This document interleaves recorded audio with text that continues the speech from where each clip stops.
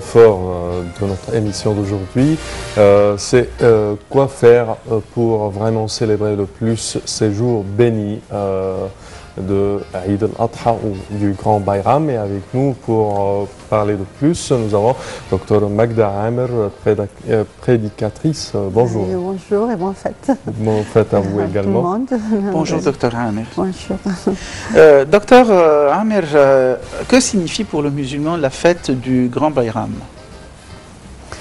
C'est une question assez importante parce que la fête musulmane est complètement différente des autres fêtes en quelque sorte, car déjà la veille de la fête, on répète Allahu Akbar, la ilaha illallah. Alors tout le monde approuve la grandeur d'Allah subhanahu wa ta'ala et qu'il n'y a pas de divinité avec Allah. La ilaha illallah. Les hommes proclament à haute voix et les femmes à voix basse.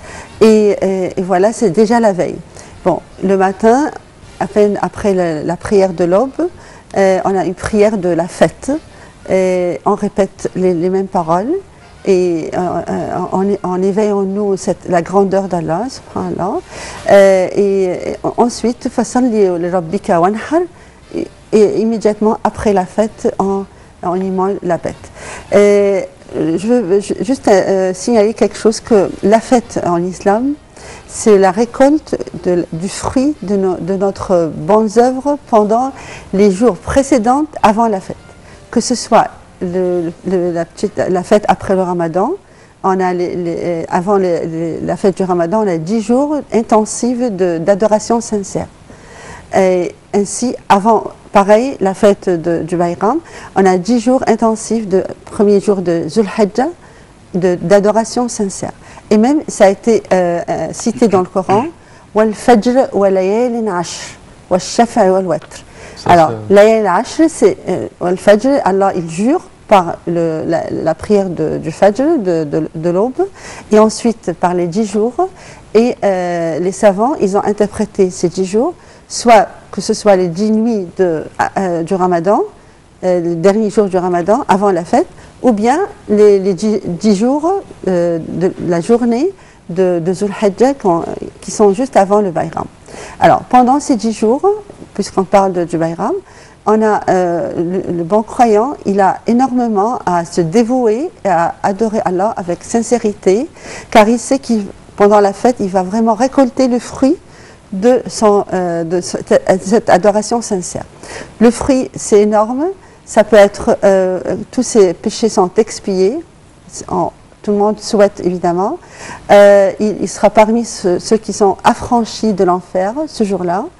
Et subhanallah, Allah nous pardonne pour nos péchés. Et aussi, ses prières sont exaucées. Alors, notamment, surtout le jour non seulement les 10 jours, mais surtout pendant le jour de Arafat, oui. C'est le jeûne pendant le jour de Arafat. Le prophète sallallahu alayhi wa sallam, il a dit, expie les péchés d'une année précédente et d'une année suivante. Alors, évidemment, chacun, il essaie de se recueillir pendant ce jour-là, d'implorer le pardon d'Allah. Et pendant les 10 jours précédents aussi, il fait comme une retraite spirituelle, pendant laquelle il essaie de lire le Coran, de jeûner les 10 jours, car le prophète sallallahu alayhi wa sallam, il a dit que le jeûne et le Coran, ils intercédèrent, Inch'Allah, le jour de jugement auprès du bon musulman. À côté de ça, il essaye de multiplier ses bonnes œuvres, que ce soit la prière avec quiétude, que ce soit la générosité, de donner plus, d'être plus généreux aux nécessiteux, de solidariser ses relations avec les liens de parenté, visiter les malades, et surtout purifier son cœur, car la véritable fête, c'est quoi? C'est la purification du cœur. Allah nous récompense par une joie intérieure dans le cœur qui nous comble, et ceci par la réconciliation avec les autres. Quand on a des conflits avec quelqu'un avant les fêtes, il faut absolument essayer de se réconcilier, de faire de son mieux pour avoir des bonnes relations, et on débute notre fête par évidemment le sourire, car le prophète sallallahu alayhi wa sallam, il a dit tabassumaka liwajhi akhika sadaqa. Alors, c'est un acte de charité d'avoir le sourire. Alors, au moins, un minimum, le jour de fête, avoir le sourire à son voisin, à tout le monde, aux pauvres, aux nécessiteux, à la famille, et répandre vraiment la joie. Car la fête pour nous, c'est une expression de jouissance. Déjà parce que, alhamdoulilah, on s'est dévoué pendant les jours avant la fête, et puis aussi parce que c'est un jour de jouissance, de paix, de fraternité, d'expression de fraternité, d'unité. Tout le monde célèbre le même jour, tout le monde s'adresse pour la même qibla, et on commémore évidemment tout ce qui se passe là au pèlerinage, comment c'est un signe pendant le pèlerinage que tout le monde est égaux devant Allah, et le seul critère de discrimination, c'est la piété. Alors, c'est pas la race, c'est pas la couleur, c'est pas la richesse. On est tous égaux devant lui. Et Allah, il nous incite à s'approvisionner par la piété. Alors, c'est le fruit de notre dévouement, Inch'Allah. Vous avez évoqué le sourire. Comment se fait-il que, et ça m'a interpellé parce que je me demande comment se fait-il que certains islamistes, je ne dis pas musulmans mais islamistes, ont tendance à avoir les sourcils froncés, le front, enfin à ne pas vouloir sourire. Pourquoi alors ne suivent-ils pas cette obligation demandée par le prophète? Eh bien, ils n'ont pas compris le droit de musulmans et le droit d'un non-musulman, même s'il est athée, je veux dire même, ça revient à lui de la liberté de croyance. Il faut absolument respecter les membres de la société. En islam, c'est un devoir envers le voisin, envers le citoyen, de bien le traiter, car le bon caractère, le prophète sallallahu alayhi wa sallam, il a dit, j'ai été envoyé afin de parchever le bon caractère. Alors un bon caractère signifie de traiter tout le monde avec gentillesse, avec bienfaisance, et non pas avec, comme vous l'avez signalé là, montrer que sa répugnance pour la personne. Non, le prophète sallallahu alayhi wa sallam, alors c'est une façon de maltraiter les gens, de se sentir qu'on est supérieur à eux, et voilà, ne pas même avoir le sourire, surtout avec la personne qui est simple, pauvre, et être humble. L'essence de l'islam, c'est l'humilité et la flexibilité. Il faut être flexible de manière à accepter l'autre tel qu'il est et non pas s'imposer la ikraha fi din, pas de contraintes en islam. Alors ça, évidemment, ils doivent corriger leur comportement, car le prophète sallallahu alayhi wa sallam, il a dit, le bon comportement, il fait atteindre le musulman le niveau de celui qui jeûne toute la journée et qui veille toute la nuit en prière. Vous vous rendez compte comment c'est si important. J'étais envoyé afin de parchever le bon caractère. Et le bon caractère, c'est avec tout le monde, avec toute la société. Et le prophète était un modèle, évidemment, il ne s'est jamais mis en colère. Même pas, il avait le sourire, comme on l'a dit, c'est un acte de charité. Oui. Et évidemment être bienveillant envers et juste, et surtout avec tout le monde. La justice, c'est très important. Il ne faut pas différencier entre une race et une autre, une religion et une autre, etc.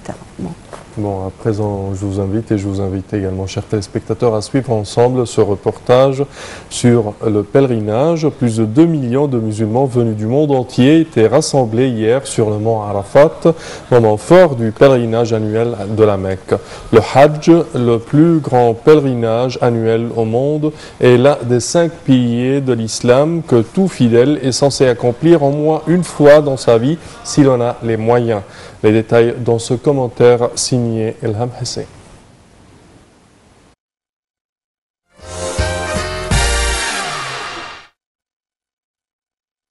Le Hajj, pèlerinage à la ville sainte de la Mecque en Arabie Saoudite, est une obligation à réaliser pour tout musulman au moins une fois dans sa vie. Le Hajj est le 5e pilier de l'islam, Ce pèlerinage se déroule entre le 8 et le 13 du mois musulman de Zul Hijja, qui est le dernier mois du calendrier islamique. La pratique du Hajj remonte à l'an 9 du calendrier musulman, année aussi appelée l'année de la délégation et qui est marquée par la révélation du Surat Al-Imran. El Hajj est un devoir pour chaque musulman ayant les moyens financiers et la santé physique nécessaires afin d'entreprendre le voyage jusqu'à la Mecque. El Hajj doit s'accomplir au moins une fois dans la vie. Le Coran nous informe très clairement de la raison pour laquelle tout croyant doit faire le pèlerinage. C'est en effet pour l'amour de Dieu et en commémoration du voyage d'Abraham et de sa famille. Le croyant cherche ainsi à plaire à Dieu, car ce pèlerinage peut lui permettre de faire pardonner tous ses péchés, comme l'a précisé le prophète Mohammed. Quiconque accomplit le pèlerinage pour l'amour de Dieu et s'abstient de toute relation sexuelle avec son épouse et ne fait pas de mal et ne commet pas de péché, alors il retournera chez lui comme s'il était à nouveau né. Il existe 5 conditions à remplir afin de pouvoir effectuer El Hajj: l'islam, la pureté, la raison, la liberté et la capacité. Nul ne peut débuter le Hajj sans entrer au préalable en sacralisation à l'un des lieux de Miqat. Une fois au Miqat, le pèlerin doit revêtir ce qu'on appelle les habits du Ihram. Après 2 rak'at, le pèlerin fait la talbiya avec la prononciation des paroles du prophète Mohammed: Labbaik Allahumma labbaik, labbaik la sharika laka labbaik, innal hamda wal ni'mata laka wal mulk la sharika laka, ce qui veut dire: me voici Allah, me voici, point d'associé à toi, me voici. Certes, la louange, la grâce et la royauté t'appartiennent, point d'associé à toi. Ainsi débute le déroulement du Hajj. En fait, le pèlerinage est composé de 4 piliers fondamentaux, dont la sacralisation, al-ihram, la circumambulation ou al-tawaf, qui consiste à effectuer 7 tours de la Kaaba, la maison sacrée, le parcours entre Safa et Marwa ou al-sa'i, qui consiste à parcourir un trajet 7 fois entre Safa et Marwa dans un esprit de dévotion, et enfin la station à Arafat. Le matin du 9e jour du mois de Zul Hijja, le pèlerin visite Arafat pour la salat du Dohr et de celle de Al-Asr. Ce jour est entièrement dédié à la prière, à l'imploration et à l'invocation d'Allah. Il faut attendre le coucher du soleil avant de se diriger vers Al-Muzdalifa. Là, les pèlerins effectuent la prière d'Al-Maghrib puis celle d'Al-Isha, et après la prière d'Al-Fajr, c'est à Mash'ar al-Haram que les croyants invoquent Allah et le louent en provision. Néanmoins, avant que le soleil se lève, il faut se mettre en route pour Mina. C'est le 10e jour, fête d'Aïd al-Adha, qu'arrivés à Mina, les croyants munis de 7 cailloux lapides, Jamarat al-Aqaba. Quant au sacrifice du Aïd al-Kabir, chaque pèlerin dispose de 3 jours appelés Tashriq pour s'en acquitter. De Mina, les pèlerins se rendent à la Mecque afin de terminer le rituel du Hajj avec Tawaf al-Ifada. Avant le départ de la Terre Sainte, les pèlerins doivent effectuer un dernier tour autour de la maison sacrée qu'on appelle Tawaf al-Wada', conformément aux paroles du prophète Mohammed qui a dit « Que le Tawaf soit le couronnement de ce que vous faites avant de quitter la Mecque ».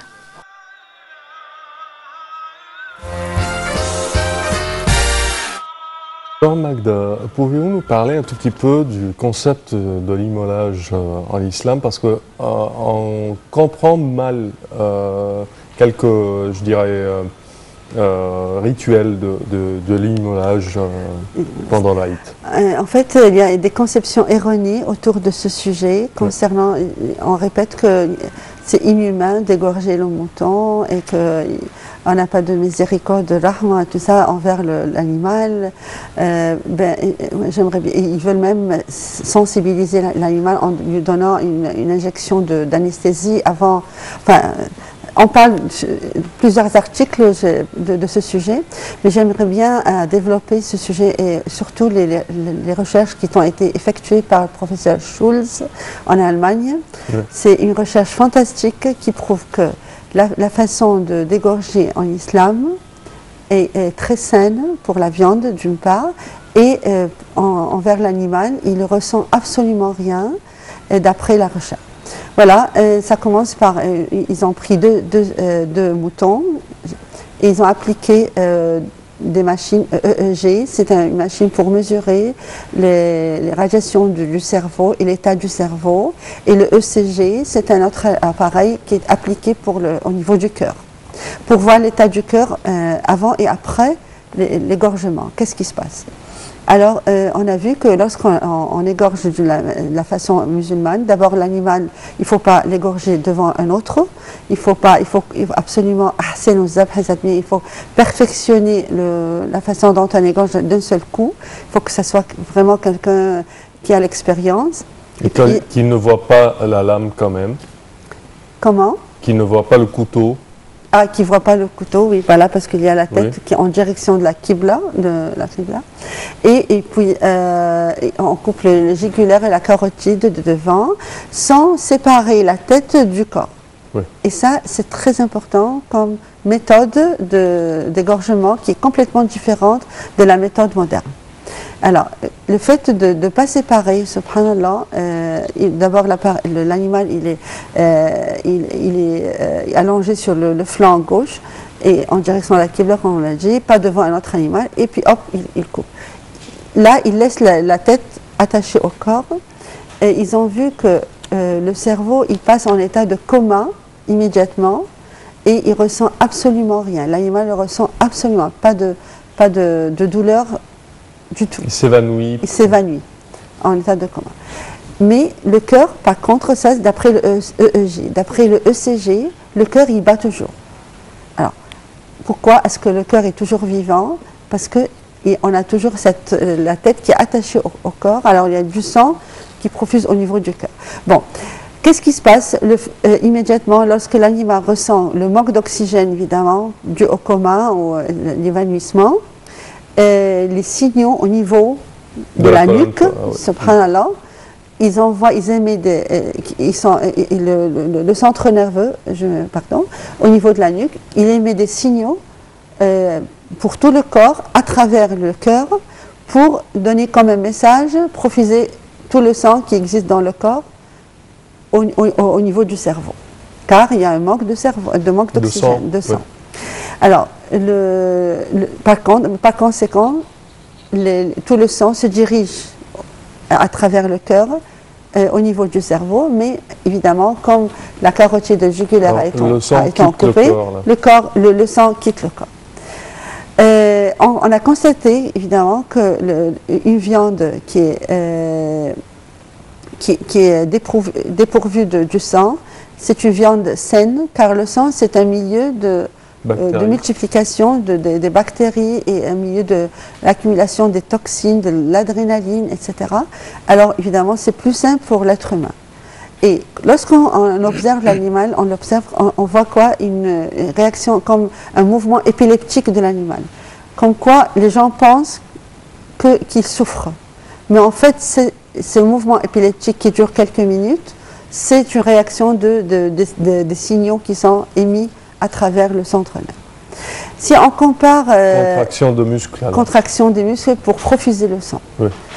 Et si on compare cette méthode à la méthode moderne, et là on coupe complètement, on égorge, alors on sépare la tête du corps. Et lorsque c'est d'après le EEG, le cerveau passe par un choc. Et non seulement il souffre, l'animal, mais le cœur, tout de suite, il s'arrête.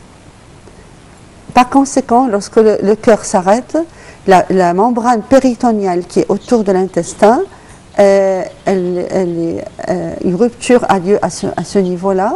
Et évidemment, comme on le sait, à l'intérieur de l'intestin, on a tous les micro-organismes qui commencent à voyager, à se diriger vers tout le corps de l'animal.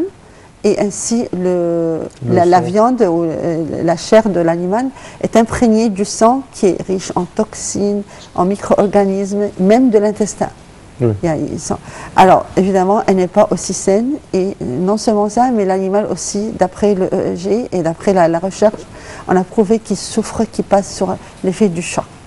Oui. Alors, subhanallah, quand on pense à l'instruction divine, c'est pour notre bien-être. Il ne faut pas accuser en quelque sorte l'islam comme quoi une religion qui est loin d'être inhumaine, loin d'être sans miséricorde. C'est un ordre divin qui a été révélé par l'archange Gabriel au temps de en commémore en tout cas côté profane, moi je dirais plutôt vaut mieux ne pas manger de viande du tout. Non, Omar ibn al-Khattab, le compagnon, il a dit il faut être modéré quand on mange de la viande, car c'est pas une bonne chose ça augmente le cholestérol. Merci beaucoup, docteur Magda Amer, vous êtes prédicatrice. Merci beaucoup pour votre intervention. Ça va être le bonheur à tout le monde. Merci. Au terme de cette édition, il ne nous reste plus